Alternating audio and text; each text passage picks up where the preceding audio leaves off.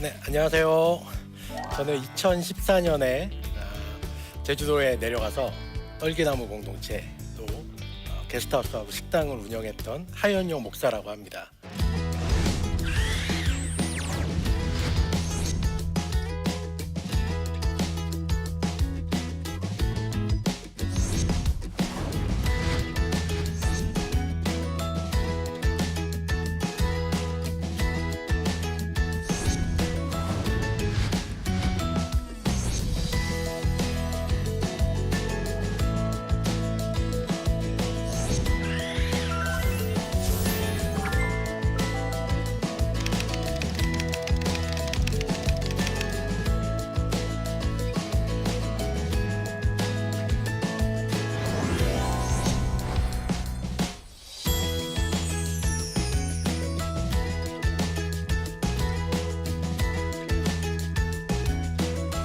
제목이 식당에서 3번 회개한 목사 이야기입니다.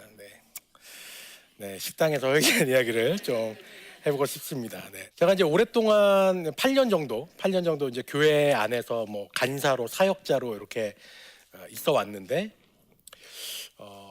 내가 설교를 하고 내가 이제 뭐 목양을 했던 사람들이 실제로 어떻게 살아갈까? 나는 이제 계속 신학교만 다녔고 여기서 이제 교회 사역만 했고 해서 뭐 이렇게 저렇게 뭐 해야 된다고 말은 하는데, 이게 과연 이분들한테 정말 적합하게 내가 이렇게 말씀을 전하고 있는 걸까? 그런 조언을 해주고 있는 걸까? 그게 좀 궁금했어요. 그래서 그런 마음이 하나 있었고, 하나는 이게 이제 교회 안에만 있다 보니까 이게 어쩔 수가 없어요. 내가 아는 인간관계가 대부분 교회 다니는 사람들이에요. 네. 이게 뭐 어쩔 수가 없습니다.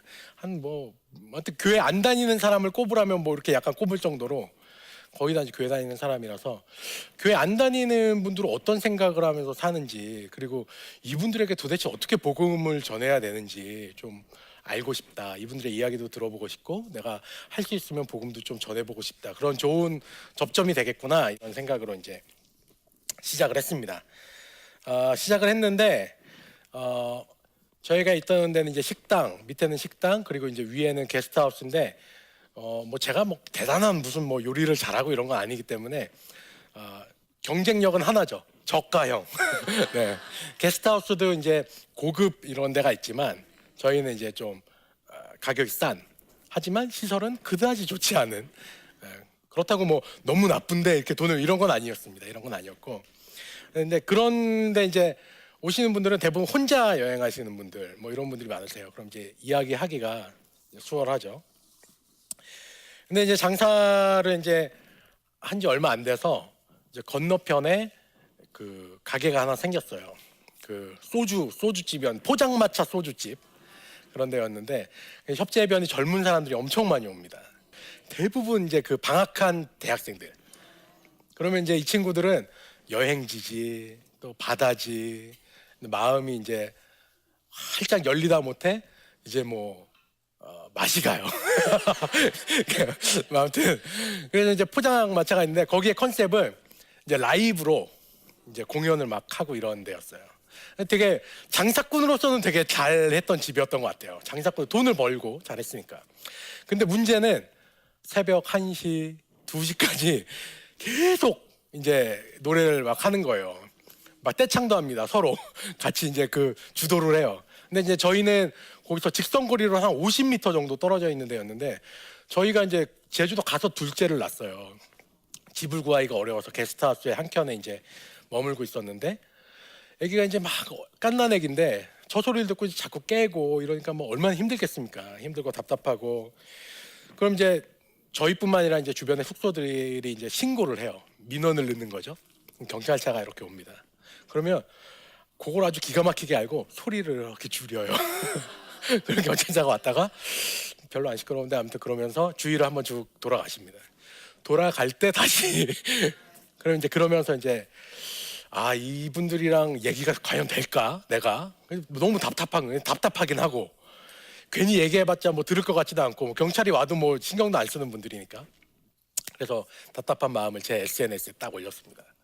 우리 주변에 이런 실명을 또 이제 뭐 어떤 가게 뭐 이렇게 딱 이렇게 상호를 딱 얘기할 수는 없으니까 주변의 가게 중에 이러면서 이제 올렸는데, 그러면서 이제 이런 게 힘들고 막 너무하다 이런 것만 하면서 올렸어요. 화난 마음도 있고. 근데 이제 며칠 있다가 바로 옆 가게 사장님이 잠깐 보자는 거예요. 갔더니 야 이거 우리 가게 얘기냐고. 아닌데요. 그 누나였는데 아니라고. 그러면서 이제 제가 이제 있었던 일들 얘기하고 오해를 풀고 이제 오긴 했는데, 근데 갑자기 이제 그 옆집 사장님이 오셔서 그렇게 얘기하니까 당황스럽잖아요, 저도. 그래서 제가 어떤 글을 썼는지 이렇게 찬찬히 다시 살펴봤어요. 근데 뭐라고 썼길래 이 사장님이 이렇게 화를 내시면서 오셨지? 그래서 이제 살펴봤더니, 제가 이렇게 이거를 진짜 얘기할 때마다 너무 부끄러운데, 이게 저도 모르게 그 안에는, 그 글 안에는 뭐 내용이야 이제 뭐 화나고 답답하다 이런 내용이었지만, 사람의 말에는 뉘앙스라는 게 있잖아요. 그 뉘앙스가 가르치려는 그 느낌. 그러니까 어떤 느낌이었냐면, 그 느낌은 딱 이런 느낌이었어요. 야 너희들 내가 누구지 모르지? 내가 목사야, 목사. 내가 이렇게 뜻깊은 생각이 있어서 여기 협재해변에 와서 이렇게 장사를 하는데 너희들이 나를 몰라줘? 니들이 나한테 와서 배워야지. 뭐 이런 느낌의 생각, 이런 뉘앙스가 그 글에 막 있는 거예요. 제가 그걸 보고 쓸 때는 몰랐죠. 그런 게 막 의식적으로 내가 가르쳐줘야지 막 이러면서 쓴 게 아니니까. 근데 나중에 봤더니 그런 글인 거예요. 제가 그때 좀 진짜 너무 부끄러웠어요. 너무 부끄럽지 않습니까? 그런 생각을 하면서 그 자리에서 장사를 하고 있었다는 게 너무 부끄러웠어요. 그러면서 이제 내가 장사하는 데면 약간 답답한 마음이 있었는데 그게 뭔지 알았어요. 주변 사람들이 내가 목사가 여기서 장사한다니까 와서 신기하니까 봐주기도 하고, 대단하십니다 이런 얘기를 듣기 원했던 거죠. 이게 목사라고 하면은 사실 교회 어느 교회를 가든 사실 제가 목사입니다 그러면 기본적으로 저를 존중해 주세요. 저를 되게 환영해 주시고. 근데 이제 장사하는 데서 네가 뭐 목사면 어떡하라 그러고 이렇게 되는 거죠. 근데 그게 저도 몰랐는데 제가 그거를 받아들이기가 어려웠던 거예요. 그때 이제 제가 이제 회개를 한 거죠. 내가 이렇게 이제 좋은 목사님들도 많이 있지만 사실 또 이렇게 약간 사람들에게 군림하려는 권위적인 목사님들도 있잖아요. 나는 그런 분들 스타일하고는 전혀 나는 요만큼도 안 닮았어. 그렇게 생각하면서 살았는데 다르지 않았구나 내가. 나도 다른 사람 가르치기 좋아하고 내가 다 알고 있다고 생각하고 너는 모르고 있다고 생각하고 너는 그렇게 나한테 배워야 돼. 이 자세가 나한테 너무 뿌리 깊게 있었구나. 제가 이제 진짜 회개를 많이 했습니다. 진짜 며칠 동안 정말 계속 고기 볶으면서 나 그동안 잘못했어 이러면서 회개를 하고, 그렇게 이제 좀 그걸 깨닫고 하나님 앞에서 내 마음을 풀어내고 나니까 손님들이 하시는 말들 귀에 들어오는 거예요. 잘 먹었어요. 이 말이 너무 고마운 거예요.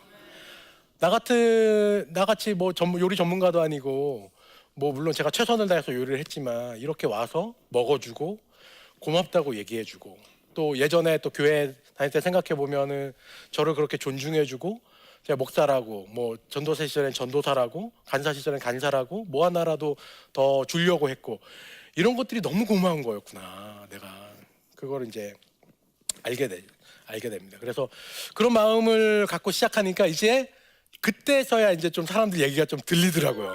네, 그 전에는 이제 그래 그런 문제가 있어. 그래 이러면 내가 이렇게 해결해주고 이런 태도였는데 그때서야 이제 좀 들렸던 것 같아요. 그래서 제주니까 이제 그 여행하시는 분들이 많잖아요. 대부분 저희 이제 그 있던 데도 이제 여행하는 데였고, 그래서 이제 젊은 사람들이 많이 오고 또 혼자 여행객들이 많이 와서 식당에서도 이제 오면은 식당이 뭐 늘 바쁜 건 아닙니다. 되게 한가할 때도 있거든요. 그날도 이제 팔이나 이렇게 잡으면서 있었는데 여자분 한 분이 들어오셨어요. 여자분 한 분이 들어오시면 이제 주문하시고 이제 요리해서 갖다 드리고 이제 딱 드시기 이렇게 보죠. 딱 한 입 드셨을 때 이제 물어봅니다. 어떻게 맛이 괜찮으세요? 이렇게 물어봅니다. 그럼 대부분 아니요 맛없어요. 이렇게 하기는 사실 어려워요. 네, 저도 한 번도 해본 적 없고 어디 가서 그냥 정말 맛이 없으면 네 뭐 이러고 말지 맛없어요 이런 사람 없습니다. 그분은 되게 이제 제 음식이 마음에 괜찮으셨나 봐요. 그래서 이제 괜찮다고 그러면서 이제 사장님 되게 독특한데요? 그러면서 이제 얘기하기 시작했는데 스튜어디스 이렇게 하시려고 하다가 이제 한 번 안 되고 그리고 나서 이제 오셨던 분이에요. 자기 이제 이게 좀 힘들어 하더라고요. 자기가 이제 이번에 또 도전하는데 이게 될까? 그것도 잘 모르겠고 또 뭘 하면서 살아야 되나 이것도 모르겠고 막 이런 고민들을 하더라고요. 근데 뭐 제가 뭐 아는 게 있습니까? 스튜디오에서 어떻게 되는지도 모르고 뭐 그냥 들어주는 거죠. 그리고 그때 이제 저는 이제 그 전날 사실 저희 아내한테 한번 혼이 났어요. 왜냐하면 제가 장사를 처음 해보니까 처음 해보는 데다 이게 식당이나 게스트 하우스까지 하려니까 너무 바쁜 거예요. 너무 할 게 많아. 그리고 내가 잘 모르는 일이야. 그러니까 이제 너무 바쁘게 하다 보니까 아내가 너무 이렇게 계속 하고 있다. 가족들하고 보내는 시간도 없고. 그랬는데 이게 제가 생각해 보니까 사역부터 해서 쭉 물론 이제 중간에 직업은 바뀌었지만 쉬어본 적이 없는 거예요. 그러니까 어떻게 멈춰야 될지 난 모르겠는 거야. 그래서 나는 그런 얘기를 했죠. 그 친구한테. 아, 그래. 20대 때는 뭘 해야 될지, 뭘 위해서 달려가야 될지 모르겠는데, 야, 나는 어떻게 멈춰야 될지 모르겠다. 우리 아내하고 우리 애는 나에게 시간을 요구하는데, 요거 멈추는 방법을 내가 잘 모르겠다. 그런 얘기를 했어요. 그냥 제 하소연을 한 거죠. 뭐 그 친구 답을 준 게 아니라. 그리고 나서 이제 그 친구가 또 계속 얘기하는 걸 이제 들어줬습니다.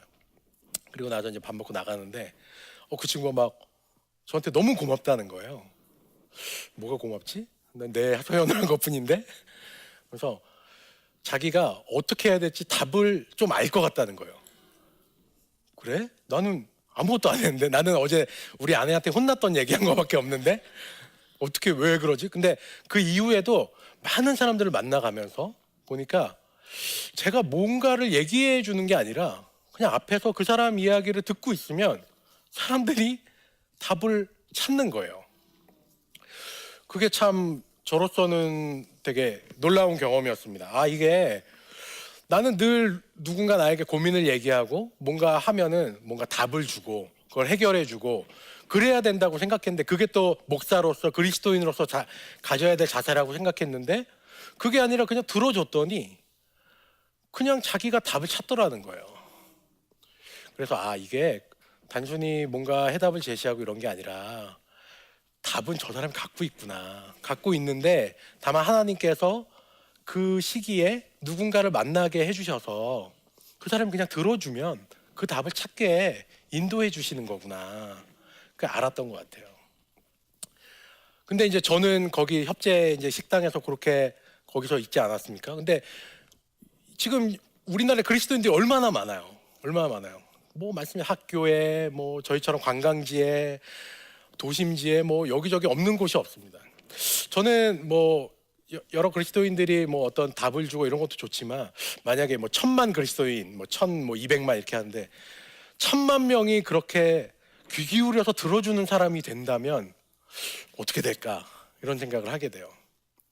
교회가 뭐 욕도 많이 먹는다고 하고 하지만 얘기해 주는 걸 잠깐 멈추고 좀 들어주면 어떨까. 그때 이제 저의 두 번째 이제 회심이 되죠. 네, 그동안 너무 내가 나만 안다고 생각했고 다 얘기해 줘야 된다고 생각했는데 들어주면 되는 거였구나. 그리고 생각해 보니까 하나님도 엄청 오래 내가 투덜거리는 걸 들어주셨구나. 아, 하나님 닮으려면 들어주는 사람이 되는 거였구나. 그런 생각이 좀 많이 들었던 것 같습니다. 그게 이제 두 번째 회심이었던 것 같아요. 아, 그리고 이제 마지막으로 이제 제가 이제 작년에 그 장사를 이제 접었어요. 장사를 뭐 여러 가지 이유로 장사를 접게 됐는데 폐업 이렇게 전문 업체들이 있어요. 제주도가 이제 워낙 폐업률이 높아요. 했다가 망하고 이런 데가 많으니까 쉽게 얘기하면 값을 안 쳐줍니다. 별로 그릇이라던가 뭐 이런 것들을 잘 안 쳐줘요. 그래서 어차피 뭐 나 지금 할 게 정해진 것도 아니고 내가 정리해야 되겠다. 그래서 이제 접시를 하나씩 이제 정리하다 보니까 이 접시가 여러 종류가 있거든요. 그 접시 하나하나가 내가 이거를 어디서 왜 샀는지 다 기억이 나는 거예요. 네. 아, 이거는 이 볶음밥 담았던 이 접시는 내가 남대문 시장 갔다가 거기서 만난 후배들하고 야, 일본식 그릇 야 여기 찾아보자 이러면서 샀던 그릇이구나 닦으면서. 그리고 아, 이 하얀 그릇 까만 그릇을 우리 같이 일했던 친구가 라면 전문점으로 가보는 거 어때요, 사장님? 그래갖고 그래? 라면 그릇 찾아볼까? 그래서 인터넷으로 그 친구랑 같이 찾아서 이렇게 해갖고 샀던 그릇이구나. 뭐 이 샐러드 그릇은 어디 그 장 보러 갔다가 그릇 가게 가서 이거 되게 이쁜데 하고 샀던 거. 정말 하나하나 다 기억이 나는 거예요. 아니 내가 이렇게 기억력이 나쁜 사람인데 이게 어떻게 이렇게 하나하나 다 기억이 날까. 하나 그때 이제 또 깨달았습니다. 사람한테는 다 소중한 삶이 있는 거구나. 그러니까 나는 좀 뭐 이제 저희가 이제 사역자로 제가 이제 있다 보면 뭐 가끔 그런 일이 있어요. 뭐 이렇게 그 직장을 다니다가 그날 잘렸어. 갈 데가 없잖아요. 마음도 안 좋고 교회로 오는 경우가 가끔 있어요. 청년이 교회에 앉아 있으면 너 이 시간에 웬일이야 그러면 잘렸어요. 그러면 물론 제가 참 어렵겠다, 힘들었겠다는 생각은 하지만 그게 그러니까 이 친구가 몇 년 동안 일을 하면서 거기에 썼던 책상들, 종이들, 볼펜들, 또 자기 복사기부터 시작해서 가방들, 그 시간들, 그게 얼마나 이 친구한테는 소중한 시간인지 그것까지 제가 알지는 못했던 거예요. 그냥 힘들겠다라고 얘기는 해주지만 이 사람의 삶이, 이 사람이 경험했던 삶의 인생들이 너무너무 소중한 거구나. 그거는 뭐 예수님 믿는 사람 안 믿는 사람 상관없이 여기 나한테 와서 이렇게 우리 가게에 묵고 밥을 먹고 하는 그 사람들의 삶에 각자 다 소중한 것들이 있구나. 내가 그거를 못 보면서 살았구나. 그런 생각이 듭니다. 그래서 이렇게 복음을 좀 소개해주고 싶을 때가 또 있잖아요. 근데 거기서 약간 어려움이 있어요. 어떤 어려움이 있냐면 내가 쓰는 복음을 소개하려고 했던 그 말과 이 사람이 처해 있는 환경에서 그 사람이 갖고 있었던 그 경험이나 말이 너무 다른 거예요. 특히 교회를 경험해보지 못한 사람들은 너무 달라요. 그러니까 내가 뭐 복음이란 건 말이지 뭐 이제 창세기부터 쭉 훑으면서 우리가 이제 죄를 졌고 그래서 이제 예수님이 대속 뭐 이런 거 뭐 회개 이런 것도 사실 되게 생소한 단어예요. 네. 복음이란 단어 자체도 사실 생소합니다. 볶음밥 한 종류인가요? 뭐. 네. 복음이란 거 어떻게 설명할 수 있을까 생각해 보니까 내가 갖고 있었던 이런 경험들, 이런 깨달음들, 그런 것들 안에서 내가 장사하는 사람으로서 장사하는 사람의 언어로 그 경험으로 복음을 소개해 줄 수 있으면 참 좋겠다 이런 생각이 들었습니다. 그러다 보니까 내 삶만 그렇게 할 수 있는 게 아니라 여러분들이 갖고 있는 삶들이 다 사실은 복음을 전하는데 재료로 쓸 수 있는 거라는 걸 알았어요. 네. 주부들은 설거지하는 순간, 뭐 아이를 보는 순간, 주부라고 하는 거 꼭 엄마만 얘기하는 건 아닙니다. 아빠도 주부가 될 수 있죠. 그런 것들이 다 우리들의 복음을 설명하는데 다 재료가 되는구나 그런 걸 알게 됐어요. 그래서 이 세 번에 어쨌든 하나는 내가 너무 잘난 체하고 있었구나. 그리고 하나는 내가 너무 이렇게 답을 주기 좋아했구나. 그리고 또 마지막으로 하나는 내가 너무 소중하게 여기는 것이 무엇인지 내가 잘 몰랐구나. 그것들을 깨달으면서 장사하는 사람으로 목사로 세상 속에서 어떻게 그리스도인으로 살아갈 건가 좀 정리할 수 있었어요. 정리해 볼 수 있었어요. 뭐 여러 가지 성경의 표현들이 있지만 저는 그냥 제가 깨달았던 것들을 그냥 저의 말로 표현하자면 겸손한 거. 겸손하게 들어주고 그 말한 사람을 소중하게 여기는 거구나. 그게 그리스도인이 세상 속에서 필요한 거였구나. 그거를 굉장히 깊이 깨달았던 것 같아요. 깊이 깨닫고 그렇게 이제 회개하는 시간들이 있었고 누구한테부터 하면 좋냐면 당장 내 남편, 내 아내한테, 내 자식한테부터 하시면 됩니다. 네. 계속 이제 서로 자기만 하려고 하다 보니까 이제 싸우게 되잖아요. 겸손하게 그래 내 아내 쟤보다 내가 더 낮은 사람 인정. 무슨 말을 할까 들어보고 우리 아내의 삶은 또 얼마나 소중한가. 그게 첫 발걸음이라고 생각합니다. 뭐 거창하게 얘기하면은 믿음, 소망, 사랑 이런 것이죠. 네. 사실 그런 거와 다 연관이 있습니다. 들어준다는 건 사실 믿음이 없이는 불가능해요. 그러니까 내가 답을 주지 않아도 들어주는 것만으로도 하나님께서 이 사람한테 뭔가 이렇게 하시겠구나. 이게 믿음이죠. 네. 믿음, 소망, 사랑이지만 제 말로 표현하면 겸손하게 들어주고 소중하게 여기는 그리스도인.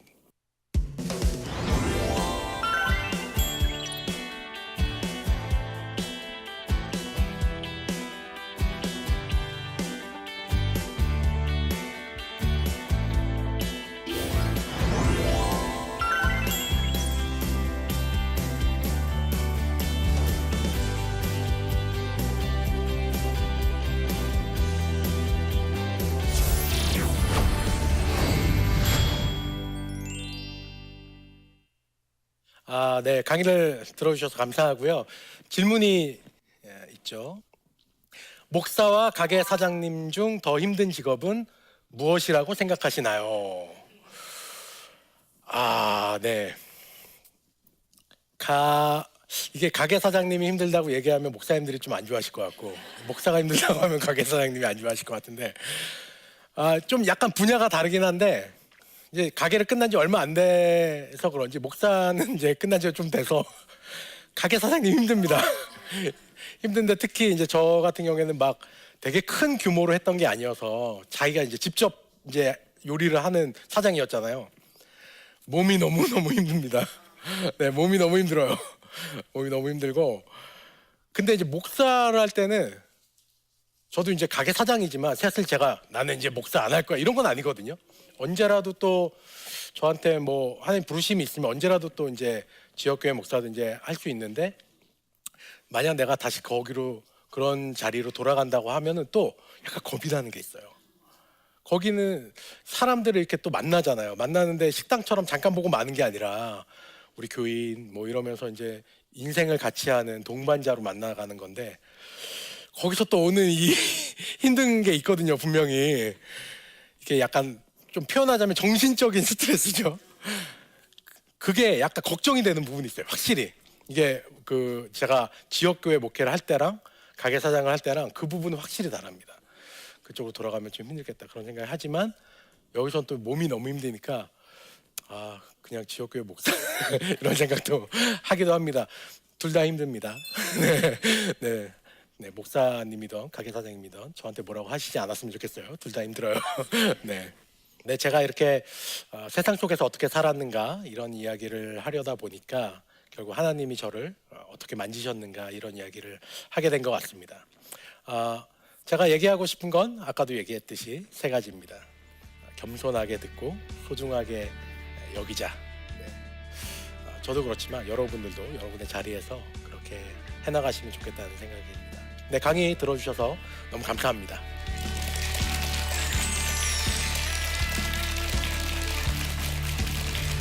자기가 기독교 신앙은 있는데 교회는 좀 다니기 싫다 이런 분들이 좀 있으세요. 거의 불가능하다고 생각해요. 근데 하나님이 공동체잖아요. 삼위 하나님, 그죠? 이미 공동체의 하나님이 만드신 교회이기 때문에 교회는 사실 공동체적이지 않으면 존재할 수가 없어요. 어쨌든 삶이 서로 얽혀야 됩니다. 삶이 얽히지 않고 떨어져 있는데 우리가 어떻게 공동체성을 회복할까? 저는 어렵다고 봅니다. 그리고 중요한 것은 좋은 공동체가 돼야 되죠. 그 자산은 사실 교회 안에 많이 있습니다. 이 프로그램은 시청자 여러분의 소중한 후원으로 제작됩니다.